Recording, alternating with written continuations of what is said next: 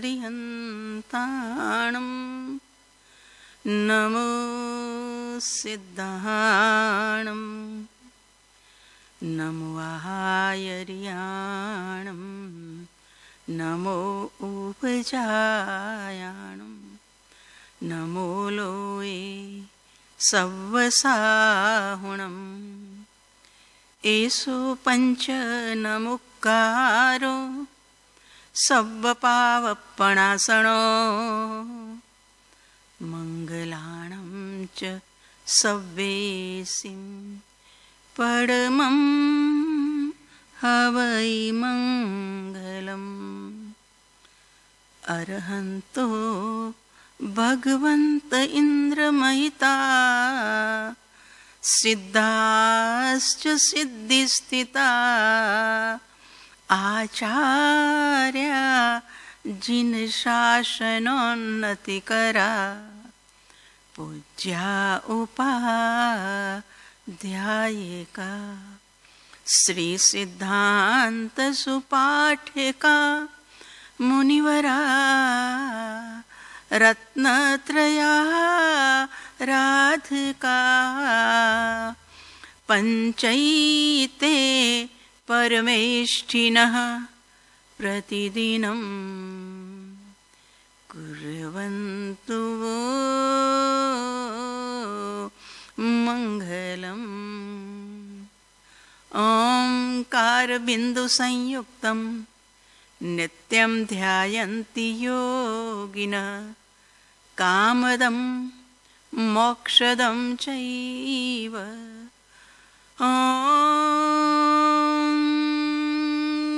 ओंकाराय नमो नमः।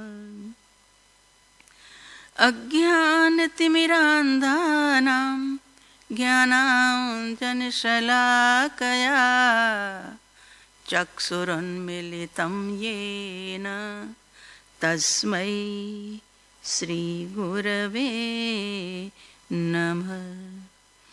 महादेव्याकुक्षिरत्नं शब्दजितरवात्मजं श्रीराजचन्द्रमहं वन्दे तत्त्वलोचनदायकं प्रभो तत्त्वलोचनदायकं देवकुले समुत्पन्नं रत्नकुक्ष्या विभूषणं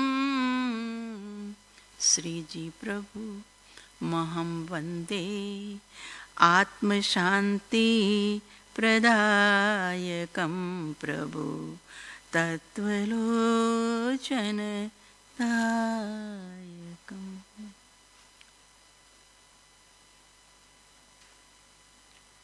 प्रार्थना।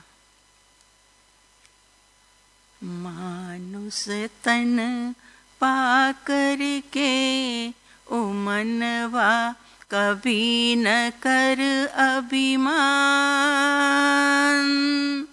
दिल में बसा ले भगवान, दिल में बसा ले भगवान। मानुष तन पा कर के ओ मनवा कभी न कर अभिमान, दिल में बसा ले भगवान, दिल में बसा ले भगवान। धन का भरोसा क्या कब लूट जाएगा, तन का भरोसा क्या कब छूट जाएगा। तोरा सबसे मिलजुल विनाशी धन यौवन को भूल, बन जा तो सच्चा इंसान। मानुष तन पा करके ओ मनवा कभी न कर अभिमान, दिल में बसा ले भगवान, दिल में बसा ले भगवान। मिट्टी की ये काया पल भर की है माया, जरा सोच ले प्राणी, जग में तू क्या लाया। निज आत्म को पहचान, दिन दुखियों को कर ले दान, इसी से कहा ले तू मान। मानव तन पा करके ओ मनवा कभी न कर अभिमान, दिल में बसा ले भगवान, दिल में बसा ले भग। संसार है सपना, क्यों मानता अपना, कायम नहीं रहना, तुझे और क्या कहना। तू गा ले प्रभु गुणगान, भक्ति को मुक्ति सुख तू मान, इसी से तू पाले भगवान। मानुष तन पा करके ओ मनवा कभी न कर अभिमान, दिल में बसा ले भगवान, दिल में बसा ले भगवान। देह छતાં જેની દશા વર્તે દેહાતીત, આ જ્ઞાનીના ચરણમાં હો વંદન અગણી।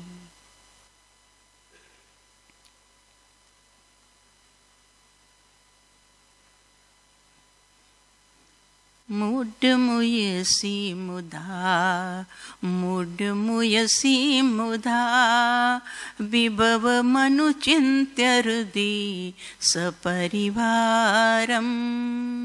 यद्यपि पीण्याकता मंगमिदमुपगतं, भुवन दुर्जय जरा पीतसारम। तदपि तदलज स्मुजति मनो नांगिनाम, विततमति कुथित मन्मत विकारम। मूड मुयसी मुदा।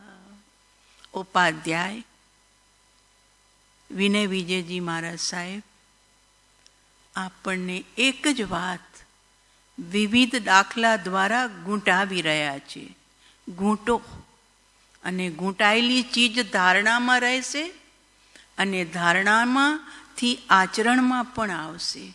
આ જ ભાવના તીર્થંકર દેવ જ્યાં સુધી સંયમના પંથે નથી જતા ત્યાં સુધી ઘર ગ્રસ્તીમાં રહેલા એવા તીર્થંકર ભગવાનના આત્માઓ પણ આ ભાવનાઓનું ચિંતન કરતા હતા।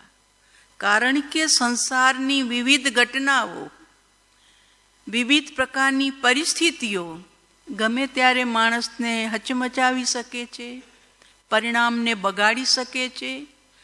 તો પરિણામ બગડે નહીં, વૃત્તિ ડોલાયમાન થાય નહીં, એના માટે આ ભાવનાઓનું સંબલ આપણને જ્ઞાનીઓ સમય સમય પર, દરેક જ્ઞાની આવતા રહ્યા છે અને કાંઈક ને કાંઈક લખીને આપણા માટે પાથીએ રાખતા ગયા છે કે તું આનું ચિંતન કરજે, આનું મનન કરજે। તો આ ભાવનાઓ એક દિવસ માટે નથી, એનું ચિંતન અવસર અવસર ઉપર કરવાનું છે। પહેલાંના જમાનામાં રાજાઓને ત્યાં વિવિધ પ્રકારના મસાજ કરવાવાળા લોકો રહેતા। સિદ્ધાર્થ મહારાજાનું વર્ણન આવે છે કલ્પસૂત્રમાં। વર્ણન એટલા માટે છે સિદ્ધાર્થ મહારાજાનું કે મહાવીર કોઈ ગરીબ ઘરમાં નહોતા આવ્યા, મહાવીર કોઈ સામાન્ય કુટુંબમાં નહોતા આવ્યા, પણ આવા સમૃદ્ધિશાળી રિદ્ધિ સિદ્ધિવંત બાપાને ત્યાં જન્મ્યા હતા અને જરીવારમાં એ બધું છોડી અને પોતે જંગલનો રસ્તો પકડી લીધા.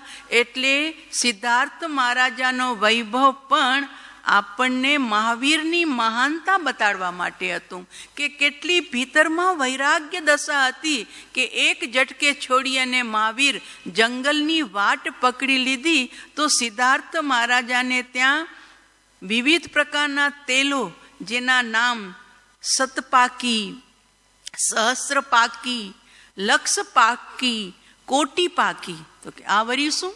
આવા બધા તેલના નામ?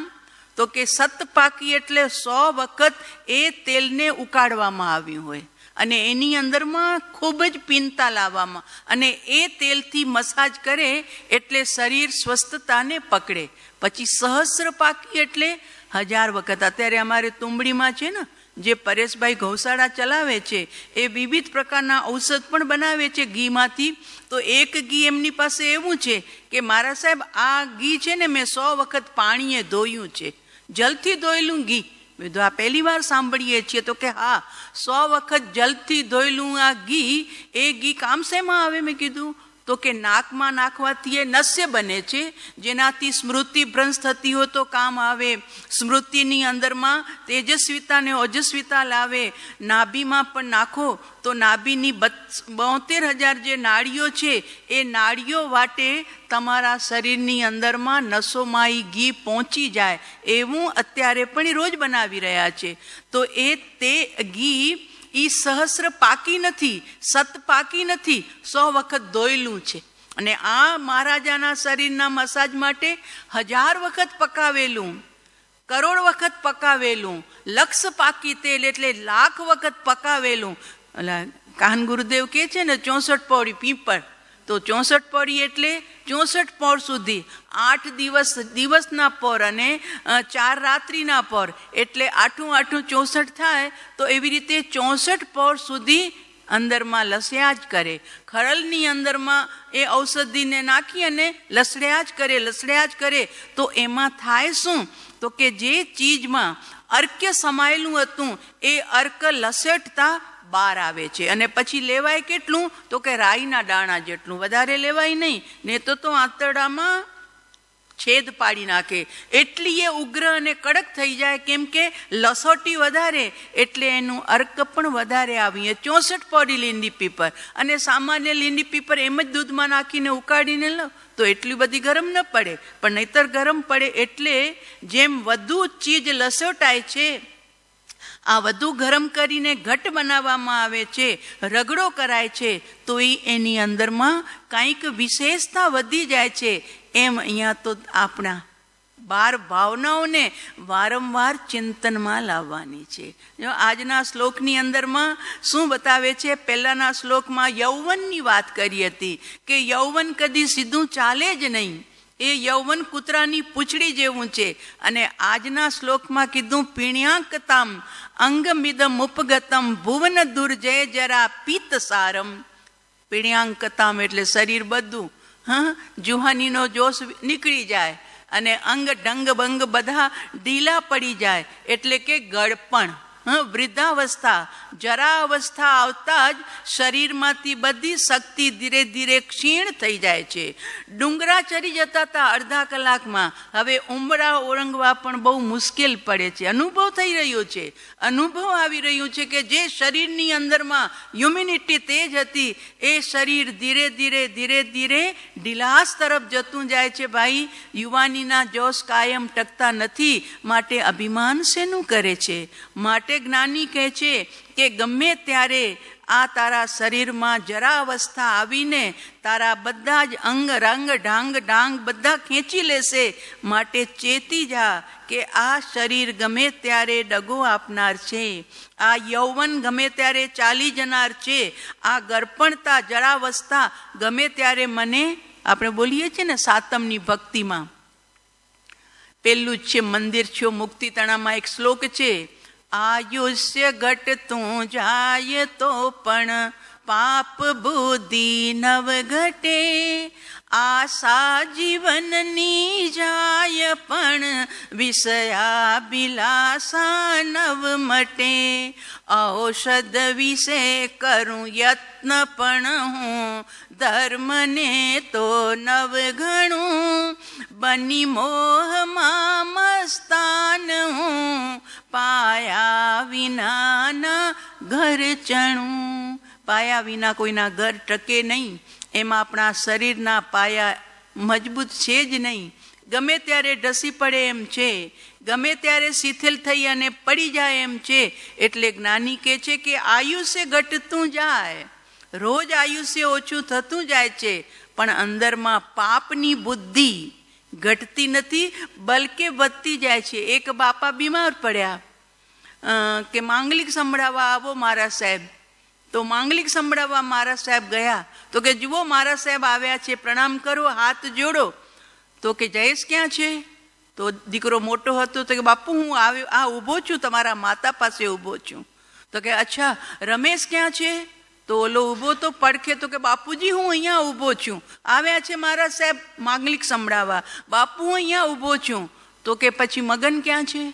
તો કે હું પગ પાસે ઊભો છું બાપા, અહીંયા જ હાજર છું. તો પછી દુકાને કોણ છે? દુકાને કોણ છે? બધા અહીંયા ધર્યા છો. તો કે જો હવે મરવા પડ્યો છે, પ્રાણ છૂટવાની તૈયારી છે, અને દીકરાઓ બધા બાપાને વિદાય દેવા તો આવે ને ભાઈ, અંત સમય હાજર તો રહે. પણ બાપાને એ પોસાતું નથી કે અહીંયા બધા કેમ આવ્યા છો, કે અહીંયા બધા કેમ ધર્યા છો, દુકાને કોણ છે? તો કે દુકાન બંધ કરીને આવે. જાઓ જાઓ દુકાને જાઓ. એટલે મરતા પણ પાપની બુદ્ધિ, મમતા, મોહ જીવને છૂટતું નથી. એક બાપા પડ્યા હતા પથારીએ, શ્વાસોશ્વાસ ગણાઈ રહ્યા હતા, પણ બાપાની મમતા છૂટતી નહોતી. પરિવારમાંથી આમ બધું જોયા કરતા હતા.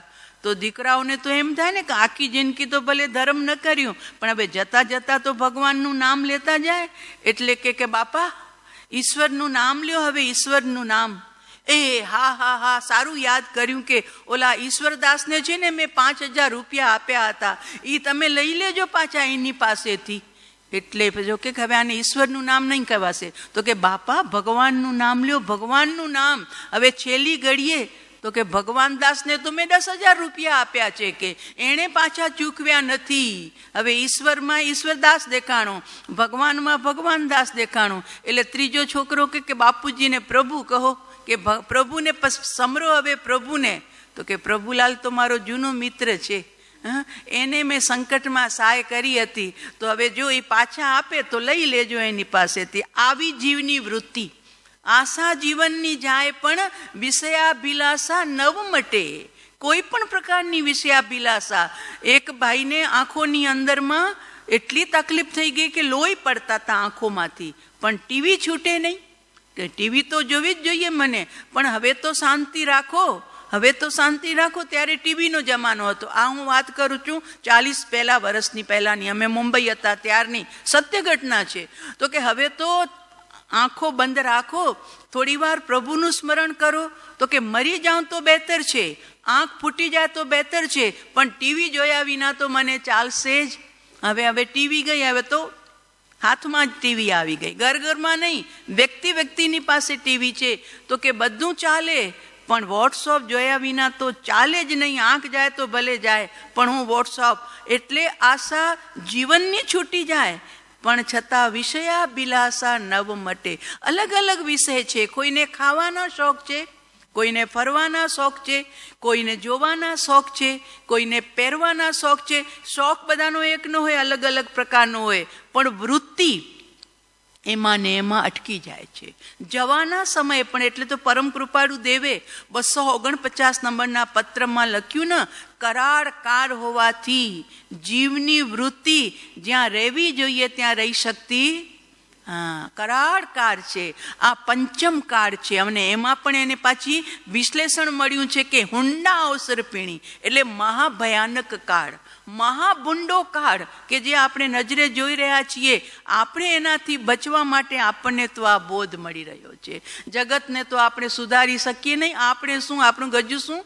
જ્ઞાનીઓ ન સુધારી શક્યા, છતાં જ્ઞાનીઓએ પોતાની અનુકંપા કરુણાને આવા શબ્દોની અંદરમાં લખી અને વયા ગયા. તો કરાળકાર હોવાથી વૃત્તિ જ્યાં રહેવી જોઈએ ત્યાં સ્થિર નથી રહી શકતી અને બીજે જાય છે. પણ ધારણા જ્ઞાનની અંદરમાં અત્યારે ભલે અનુભવ સુધી નથી, પણ ધારણા જ્ઞાનમાં પણ નક્કી કરીએ કે યૌવન એ પણ કાયમ ટકનાર નથી, શરીરમાં રહેલી નિરોગીતા એ પણ કાયમ ટકનાર નથી, સ્વજનોનો સંગ પણ કાયમ ટકનાર નથી, બહારમાં મળેલી રિદ્ધિ સિદ્ધિ સમૃદ્ધિ એ પણ કાયમ ટકનાર નથી, ગમે ત્યારે એ છૂટી થનાર છે. અને એવી ધારણા હશે ને અને કાંઈક પંચર પડશે તો આપણે તરત જ આપણને પોતાને સંભાળી લેશું. લવકુશ સંયમના માર્ગે જ્યારે ગયા ને ત્યારે એમને નિમિત્ત મળ્યું રામચંદ્રજીના જીવનનું. લક્ષ્મણજીને ઓચિતા દેવતાઓમાં ચર્ચા થઈ ને કે લક્ષ્મણ રામ વગર 1 મિનિટ જીવી ન શકે. તો કે એવું તો હોતું હશે, તો કે કરો પરીક્ષા. અને પરીક્ષા કરવા દેવતાઓને તો રમત સૂજી, બસ એ જોગ હતું એવો. આવી અને લક્ષ્મણની પાસે દેવતા આવ્યો રૂપ બદલાવીને. અરે લક્ષ્મણ, તમે અહીંયા બેઠા છો, રામ ગયા. બસ રામ ગયા આટલું સાંભળતા લક્ષ્મણજીના પ્રાણ નીકળી ગયા.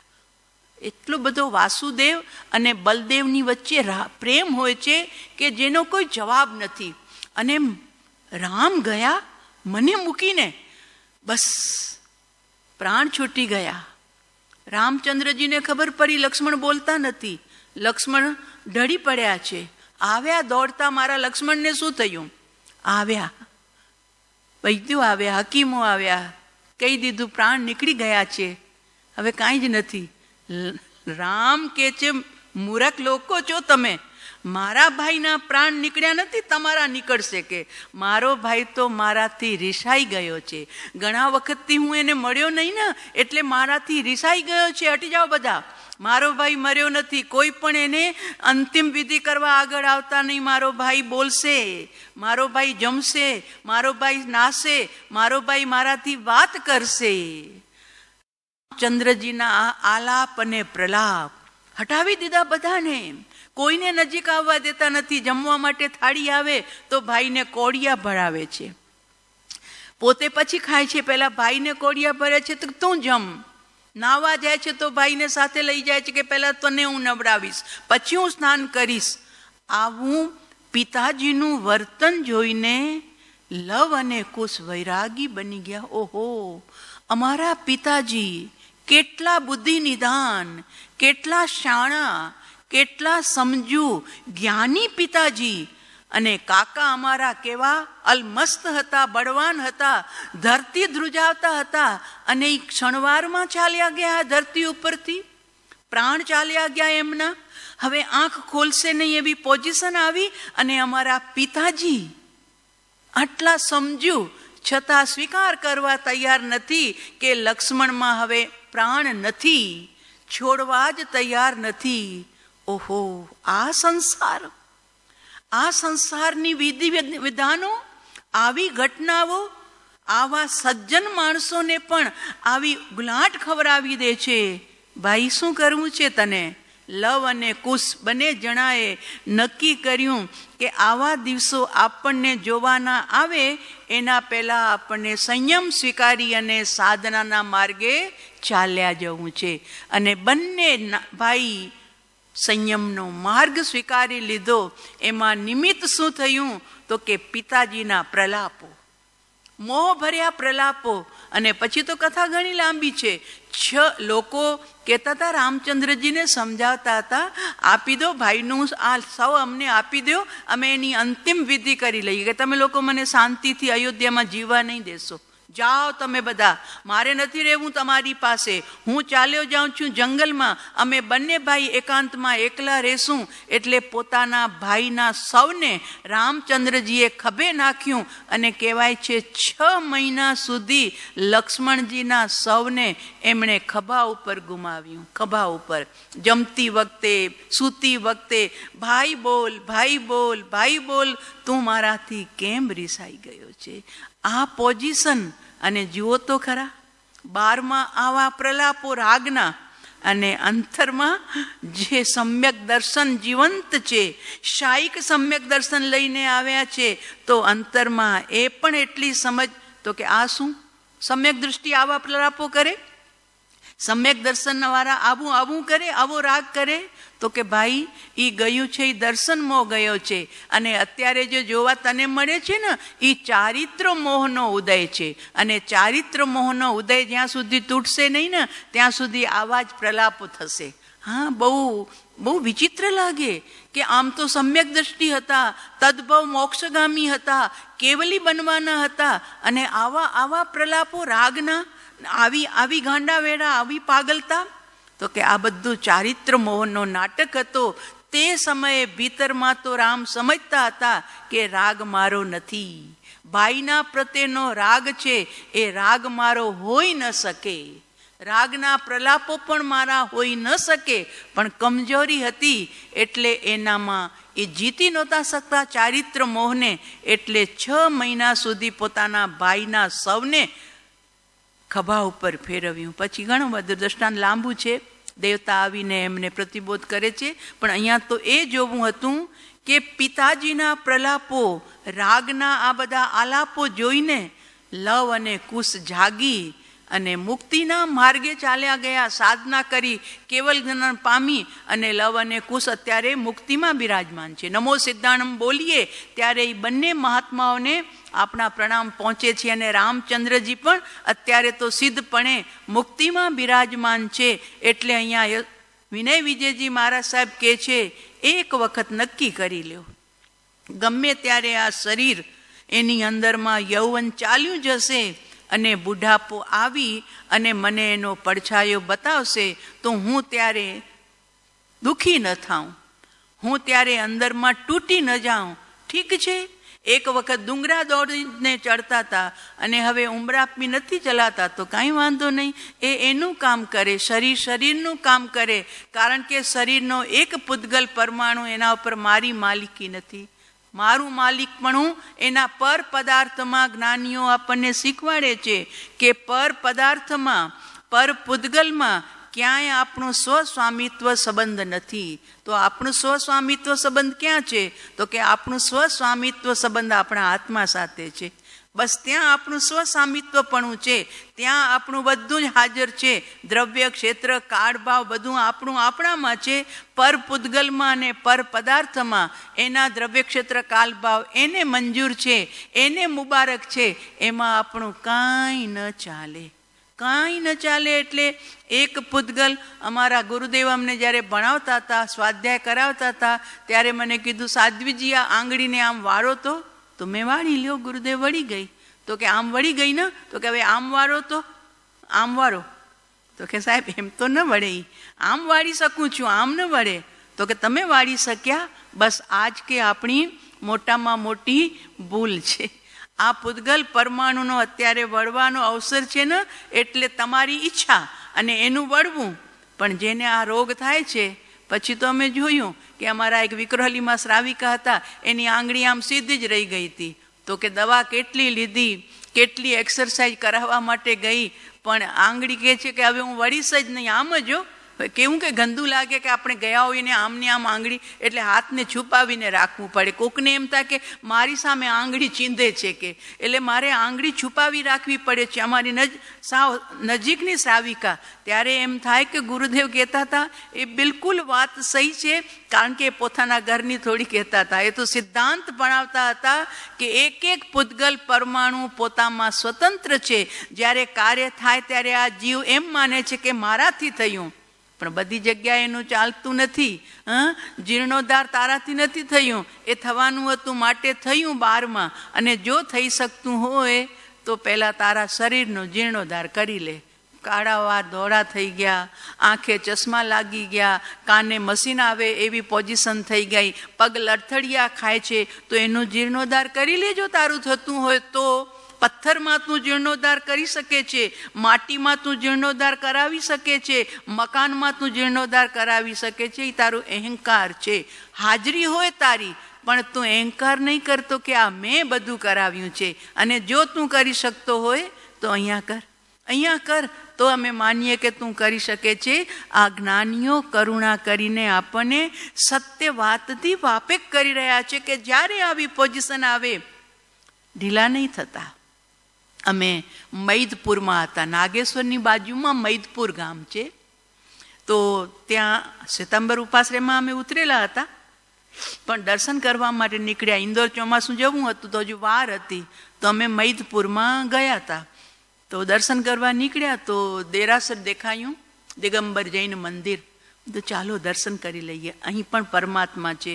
તો અમે અંદર ગયા, પરમાત્માને નમો જીણાણમ કર્યું. પછી ત્યાં પંડિતજી બેઠા હતા. એમને લાગ્યું કે કોઈ જિજ્ઞાસુ સાધ્વીઓ છે, એટલે આ દેરાસરમાં નહીં તો કોઈ જાય નહીં ને, તો આવ્યા છે. એટલે કીધું માતાજી અગર આપકો સમય હો ને તો બેઠો, હમ સ્વાધ્યાય કર રહે હૈ. તો અમને આની પાસે તો ટાઈમ હતું, અમે દર્શન કરવા નીકળ્યા હતા જિનાલયોના. તો અમે લોકો ત્યાં બેસી ગયા. તો બૃહદ દ્રવ્ય સંગ્રહ એ સ્વાધ્યાયમાં લીધું હતું. બીજા પણ 10-15 મુમુક્ષુ બેઠા હતા. અમને 2-4 પ્રશ્ન પૂછ્યા, જવાબ આપ્યું, બહુ રાજી થયા. આપકા અભ્યાસ है? मैं तो हाँ थोड़ा बहुत હોય, गुरुदेव की कृपा से. तो કે આપ આएगी? ત્યારે વૈશાખનો ધોમ ધકતો ચાલતો તો તડકો, कि आप दोपहर में आएगी? तो हम दोपहर में वैसे नहीं बैठते हैं, अगर आप आएगी तो हम दोपहर में भी बैठेंगे, स्वाध्याय करेंगे. मतलब हाँ हम आएंगे. हाँ आएंगे. तो हमें બપોરના પણ 3 વાગે જતા. તો એ પંડિતજી મુમુક્ષોને બી કીધું, દેખો માતાજી આएगी તો આપ લોગ ભી આ જાઓ. અને પછી અમે જતા, એનું નામ હતું શાંતિલાલજી સોગાની.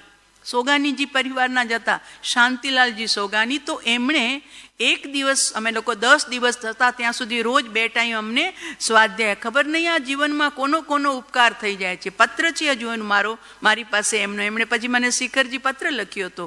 તો એમણે સ્વાધ્યાય કરતા કરતા વાત કરી, દેખો તત્વ જ્ઞાન की क्या महिमा है, कि हमारी बहन, सगी बहन, वो तत्व ज्ञान की सारी, वो बहुत मतलब जीवन में तत्व ज्ञान को पी के बैठी थी, डेली स्वाध्याय करने वाली थी, लेकिन एकाएक उनको हमला हुआ पैरालिसिस का.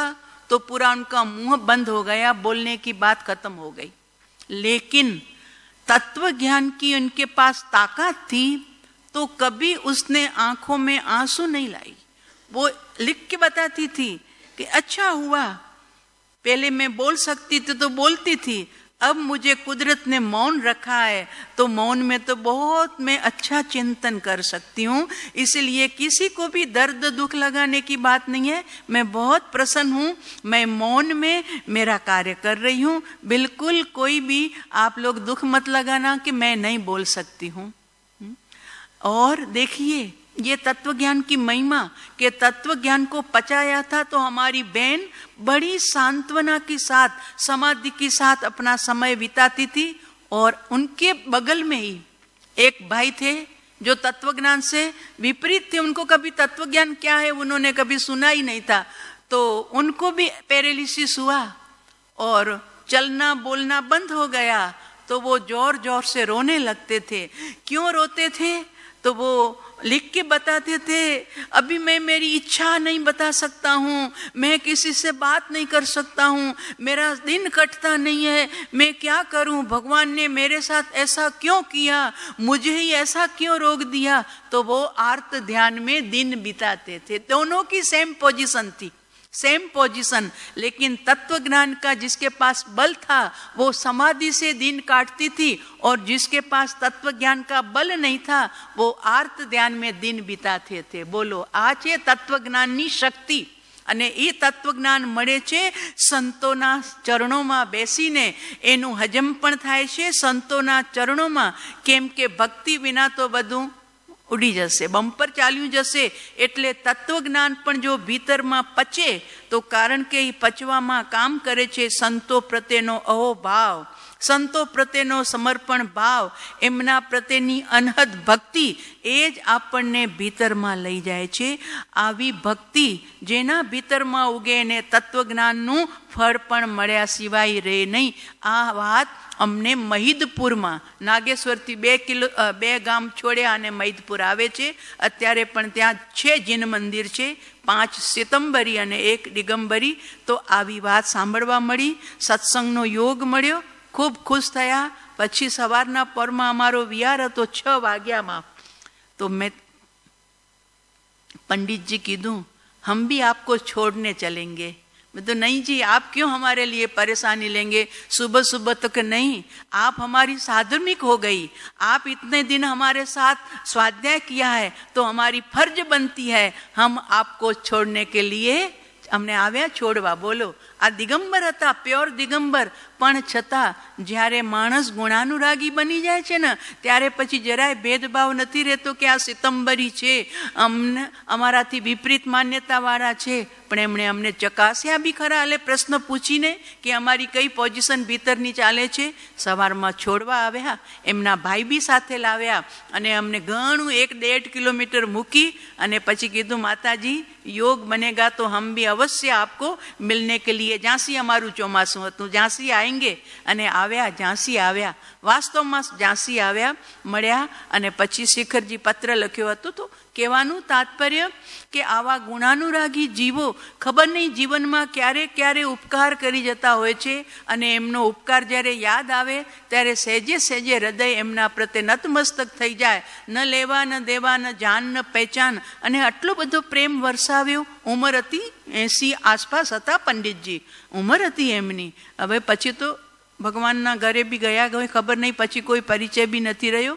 તો અહીંયા વાત ચાલે છે ગૂંટો અંદરમાં કે આ બધું ગમે ત્યારે મારાથી ચાલી જનાર છે, આ પણ ક્યારે કાયમ ટકનાર નથી. એના પછીનો શ્લોક છે સુખ મનુતર સુરા વધી યતતિ મેદુરમ કાલતઃ તદપી કલતી વિરામમ.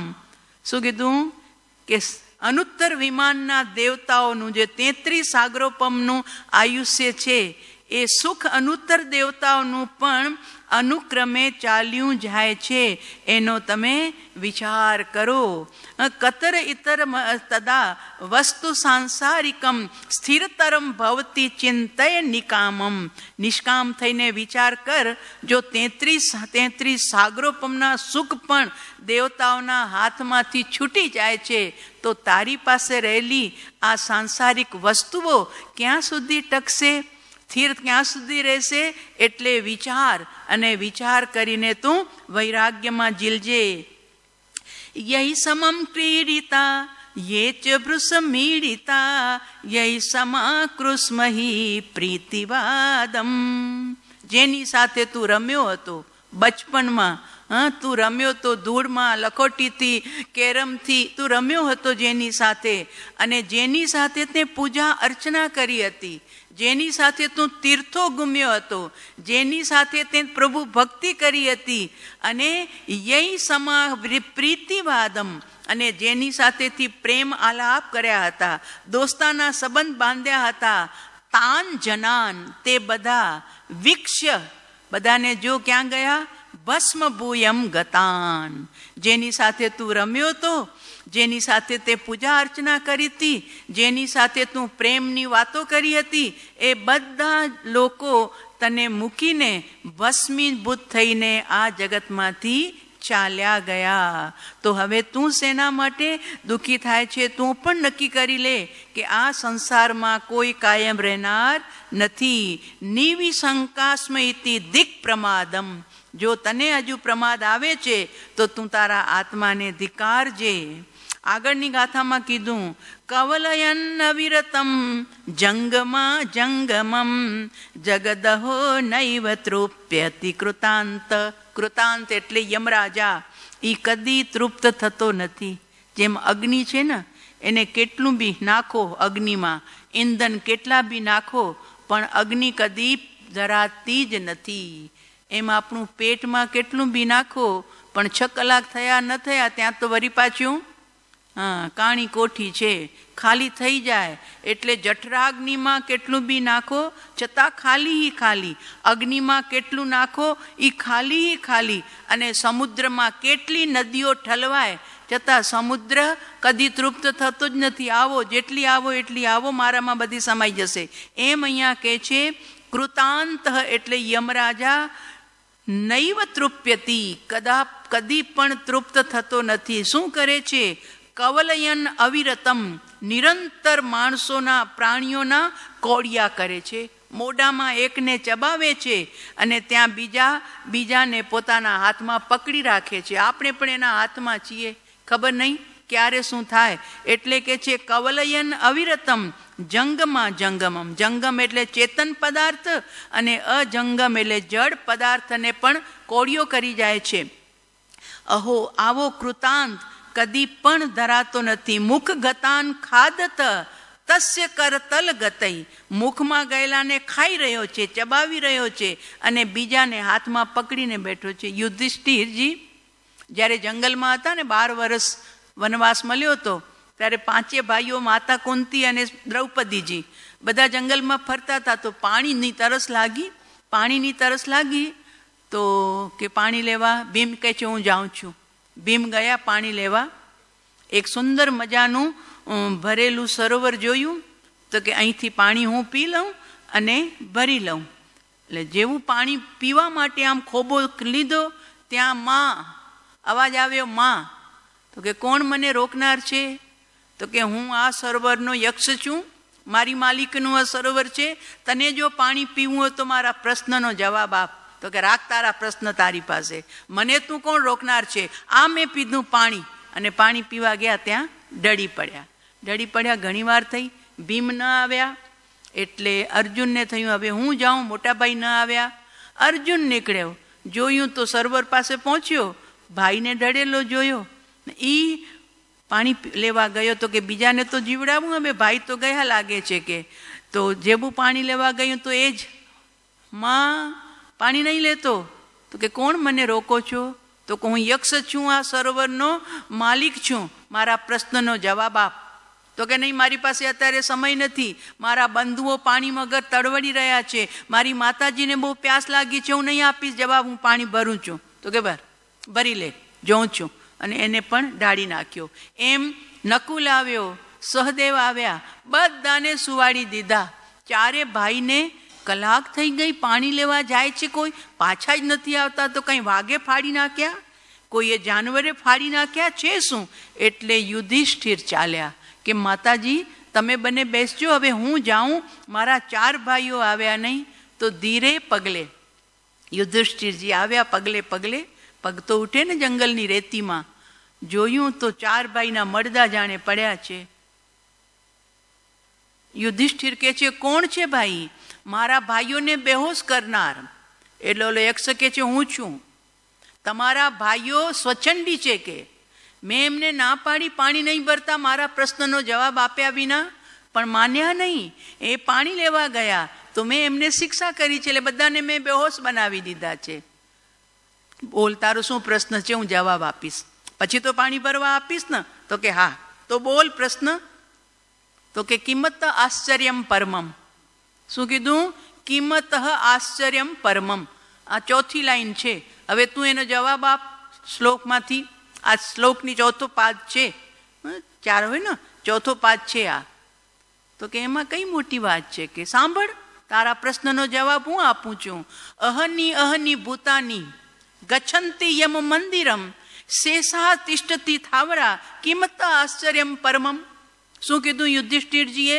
કે અહની ગચ્છન્તિ, દિવસે દિવસે લોકો જઈ રહ્યા છે ક્યાં? યમ મંદિરમ. મૃત્યુના મુખમાં લોકો જઈ રહ્યા છે. રોજ દિવસ ઉગ્યો નથી અને સમાચાર આવ્યા નથી કે આજે આ ડળ્યો, આજે આ ગયો, આજે આ ડળ્યો. તો કે અહની ગચ્છન્તિ યમ મંદિરમ ભૂતાની. જીવ સૃષ્ટિ જાય છે, પરંતુ શેષા તિષ્ઠન્તિ થાવરા. બાકી એમ બેઠા છે કે આપણો તો નંબર લાગવાનો, ફલાણા ભાઈ ગયા, ધીકડા ભાઈ ગયા, અમુકડા ભાઈ ગયા, તમકડા ભાઈ ગયા, પણ હું તો રહેનારો છું. એને પોતા તરફ કદી દૃષ્ટિ નથી જતી કે આજે આ ગયા તો કાલે હું પણ ચાલ્યો જાઉં, તો મારે તૈયારી કરી લેવી જોઈએ. મારી વૃત્તિઓને, મારા ભાવોને વૈરાગ્યવાસિત બનાવવા જોઈએ. પણ નહીં, શેષા તિષ્ઠન્તિ થાવરા. બાકી બધા એકદમ અમરપટ્ટો લખાવીને આવ્યા હોય એમ આ સંસારમાં અમરપટ્ટો લખાવીને પ્રમાદથી જીવો પડ્યા છે.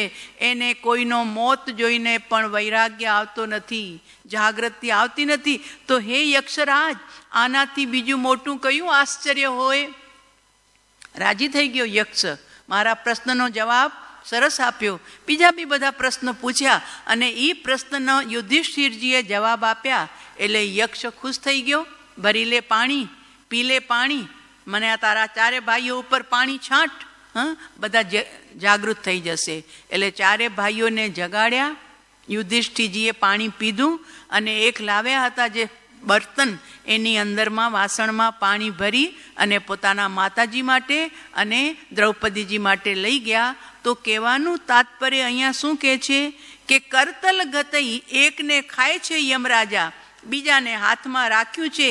કથમ ઉપલપ્યસે અસ્માભિ અંત, આ કૃતાંત એવો યમરાજ આપણને પણ કેમ માફ કરશે? તો કે એક દિવસ આપણને પણ લઈ લેશે. તો કે સાહેબ આ તો બધી તમે અમને નીરસ બનાવવાની વાતો કરી. ધન ચાલ્યું જશે, યૌવન ચાલ્યું જશે, સગાવાલા ચાલ્યા જશે, બધું ચાલ્યું જશે, ચાલ્યું જશે, ચાલ્યું જશે. આ તો નીરસ બનાવવાની વાત છે. તો કે ના, જે અનિત્ય છે એનું અમે તને અનિત્યતાથી દર્શન કરાવ્યું કે આ વસ્તુ ક્યારે પણ કાયમ ટકનાર નથી. પણ એક ચીજ સાંભળી લે જે સદા તારી પાસે છે. નિત્યમેકમ ચિદાનંદમય માત્મનો રૂપમભિરૂપ્ય સુખ મનુભવેયમ પ્રસમ રસ નવસુધા પાન વિનયોત્સવો ભવતુ સતતમ સતા મિય ભવેયમ મૂઢમુયસી મુદા. અંતિમ શ્લોકમાં વિનય વિજયજી મહારાજ સાહેબે પોતાનું નામ પણ લીધું. નિત્યમેકમ ચિદાનંદમય સચ્ચિદ આનંદ સ્વરૂપ એવો તારો આત્મા નિત્ય છે. એક તારો આત્મા. શરીર આજ સુધી અનંત બદલાઈ ગયા, અનંત ભાવ બદલાઈ ગયા, અનંતા સગા સંબંધીના સ્વજનોના સંબંધો છૂટી ગયા, પણ એક તારો આત્મા હતો, છે અને અનંત ભૂતકાળ ભવિષ્યકાળ સુધી રહેનાર છે. એટલે નિત્યમેકમ ચિદાનંદમય આત્મનો, ચિદાનંદ સ્વરૂપી તારો આત્મા. આપણા પરમ કૃપાળુ દેવનું વચન દરેક જોઈએ.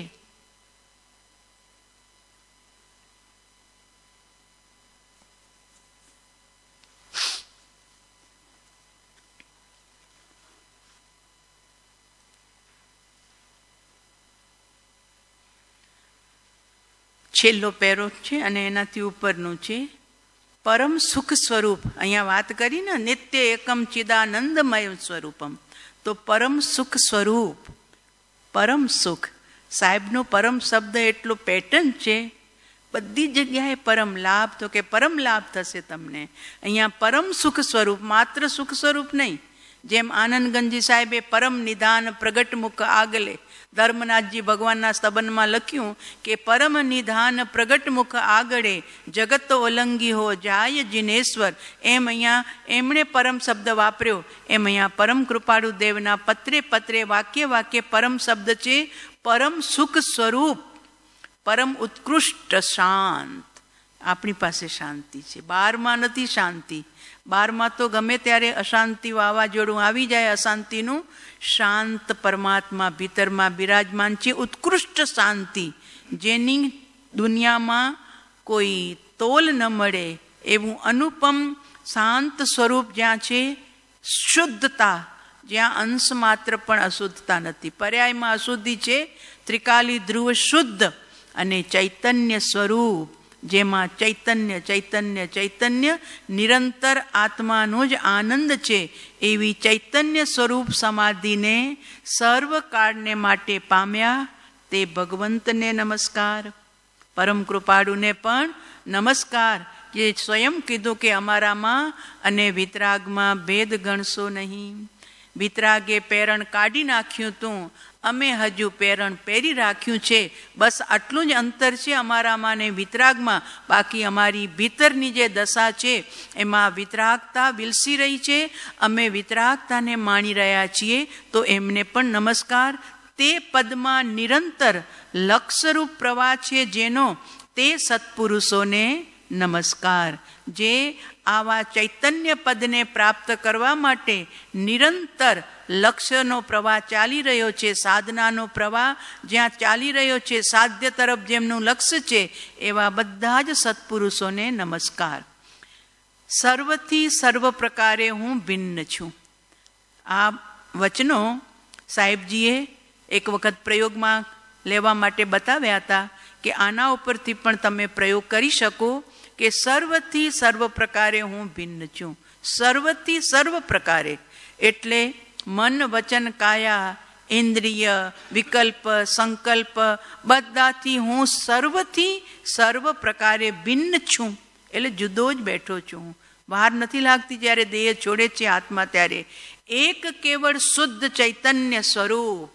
એક આત્મા એક છે, કેવળ શુદ્ધ, જ્યાં અશુદ્ધિ છે જ નહીં. કષાયોની અશુદ્ધિ નથી, વિષયોની અશુદ્ધિ નથી, વિકલ્પોની અશુદ્ધિ નથી, વિભાવોની અશુદ્ધિ નથી. એવો શુદ્ધ આત્મા, અને તે જડ નથી, ચૈતન્ય સ્વરૂપ, પરમોત્કૃષ્ટ. દુનિયામાં સર્વોત્કૃષ્ટ જો કોઈ ચીજ હોય તો તે આપણો આત્મા છે. અચિંત્ય સુખ સ્વરૂપ. બાકીની વસ્તુ તો ચિંતવનના કરતા સુખ મળે.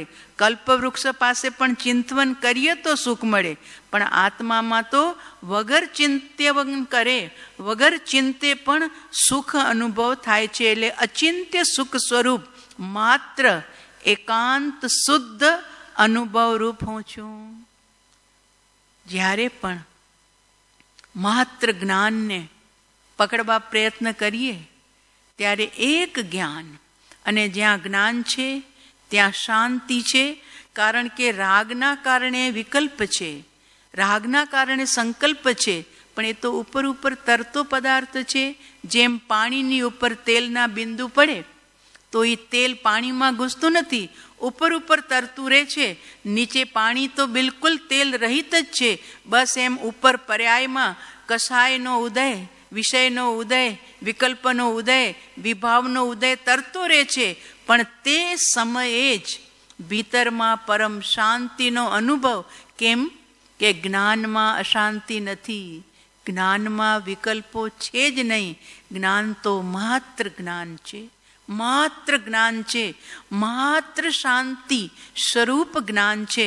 એટલે શું કીધું પ્રભુએ? એક કેવળ શુદ્ધ ચૈતન્ય સ્વરૂપ, પરમોત્કૃષ્ટ અચિંત્ય સુખ સ્વરૂપ, માત્ર એકાંત શુદ્ધ અનુભવ રૂપ હું છું. તમે અનુભવ કરતા જશો. અનુભવ સ્વરૂપ આત્મામાં માત્ર વિકલ્પને તરફથી લક્ષ્ય હટાવીએ તો આનંદી આનંદ, સુખી સુખ, શાંતિ શાંતિનો અનુભવ જીવ કરી શકે છે. ત્યાં વિક્ષેપશો, વિકલ્પશો, ભયશો, ખેદશો, બીજી અવસ્થા સી.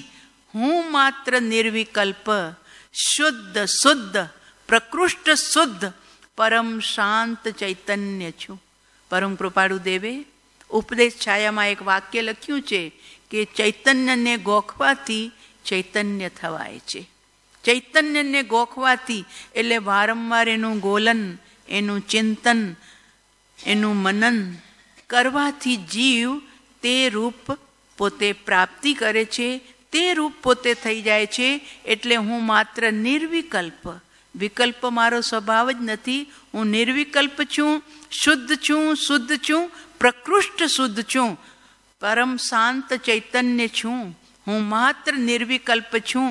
હું નિજ સ્વરૂપમય ઉપયોગ કરું છું, મારામાં રહું છું, તન્મય થાઉં છું. આ શબ્દો આપણી આ ગાથાની સાથે એકદમ સુંદર રીતે બંધ બેસતા આવતા હતા. તો ઓચિત યાદ આવ્યું કે નિત્યમેકમ ચિદાનંદમયમ આત્મનઃ, મારો આત્મા જ્ઞાન સ્વરૂપી છે, સત્ય એટલે હોવાપણા રૂપે છે, અને આનંદ નામ ચારિત્ર સુખ શાંતિમય છે. એવા રૂપને અભિરૂપ્ય સુખમ અનુભવ. આવા સુખને તું અનુભવ તો મળશે શું? વિનય ઉત્સવો. હે વિનય, તારા જીવનમાં ઉત્સવ પ્રગટ થશે. શેનું? તો કે પ્રસમ રસ નવસુધા પાન વિનયોત્સવ. પ્રસમ રસરૂપી નૂતન સુધારસનું પાન કરવાનો ઉત્સવ. ભવતુ સતતમ સતામ્ય ભવેયમ. આ સંસારની અંદરમાં સજ્જન પુરુષોને જેમણે જેમણે આ ભાવનાનું અનુપાન કર્યું, ભાવનાનું જેમણે ચિંતન કર્યું અને એ ભાવનામાંથી નિત્ય એક આત્માને પકડી એની અંદરમાં જેમણે ગોલન વનન ચિંતન કર્યું એવા સજ્જન પુરુષોને ભવતું સતતમ વિનય ઉત્સવો, એના જીવનમાં પ્રસમ રસ પ્રગટશે અને પ્રસમ રસ પ્રગટતા એને પોતાના આત્માના અમૃત રસને પીવાનો સુંદર મજાનો ઉત્સવ પ્રગટ થશે. એમ વિનય વિજયજી મહારાજે પોતાનું નામ પણ અંદરમાં જોડી અને આજે આ ઢાળ પૂર્ણ કરે છે. એટલે કે આજે અનિત્ય ભાવનાનો એન્ડ થાય છે. હવે બીજી આપણે અવસરે જોશું અશરણ ભાવના. તો લક્ષ્ય આપણને નીરસ બનાવવા માટેનું નથી, આપણા જીવનને સરસ બનાવવા માટે છે કે આપણે એવી ધારણા રાખીએ કે જેથી અવસર આવે, કોઈ એવી ઘટના ઘટે. 2 મિનિટ. મહાવીર સ્વામી જ્યારે વિચરતા હતા ત્યારે એક સુમતી શ્રાવિકા ભગવાન મહાવીરદેવની સભામાં જતી હતી, સમવસરણમાં જતી હતી સાંભળવા માટે. તો પ્રભુની વાણીમાં તો 12 ભાવનાઓનું વર્ણન પણ આવે, જેનું જેવું સમજાય એ પ્રમાણે. તો એમાં આવ્યું હતું કે કોઈ વસ્તુ કાયમ ટકનાર નથી, માટે રાગ નહીં કરવાનો, મોહ નહીં કરવાનો, આસક્તિ નહીં કરવાની. અને એક વખત બન્યું એવું કે એ સુમતી શ્રાવિકાના પતિનું નામ જિંદાસ હતું, બહુ સજ્જન હતા, શાલીન હતા, બહુ સુંદર જીવન હતું એમનું, સંસ્કારી. 2 દીકરા હતા, એક 16 વર્ષનો અને એક 14 વર્ષનો. આ દિવસો હતા જો અત્યારે રોજ આવે છે કે જલ, નવું જલ આવે ને એ કાંઈ ભોગ માંગે જ માંગે, એટલે કોઈ ડૂબી જાય, કોઈ તણાઈ જાય, કોઈ વયો જાય. તો છોકરા રમવા માટે સરોવરમાં, તળાવમાં ગયા. હવે છોકરાઓને તરતા આવતું હતું એટલે પાણીમાં પડ્યા, બધા દોસ્તારો સાથે પાણીમાં ગયા. પણ આગળ ગયા તો એ તળાવની અંદરમાં કૂવો હતો એટલે પાણી વિશેષ ઊંડું હતું, એમાં બંને ડૂબી ગયા, બહાર નીકળી શક્યા નહીં. થોડી વાર પછી લાશ ઉપર આવી. દોસ્તો ગભરાઈ ગયા, બંનેની લાશને બહાર લઈ આવ્યા. ગભરાઈ ગયા કે હવે કેવી રીતે આના મા બાપને આપણે કહેશું કે તમારા બંને સંતાન ચાલ્યા ગયા છે. ચાદરમાં લપેટી, 2 ચાદર મંગાવી, ચાદરમાં લઈ અને છોકરાઓ આવ્યા એના ઘરે. તો કે શું લાવ્યા છો? કોઈ બોલતું નથી, બધા ગમગીન છે, ચહેરા ઉપર માયુસી છે. અંદર ગયા અને બંને ચાદર રાખી દીધી. માં ઉઠીને બહારથી અંદર આવી, શું લાવ્યા છો તમે લોકો? ચાદરના છેડાને આમ કરી જ્યાં, ઓહો, આ મારા રામને લક્ષ્મણ ગયા. સ્તબ્ધ થઈ ગઈ. માનો જીવ હોય રહી ન શકાય, પણ છતાં તે જ સમયે મહાવીરનો બોધ યાદ આવ્યો.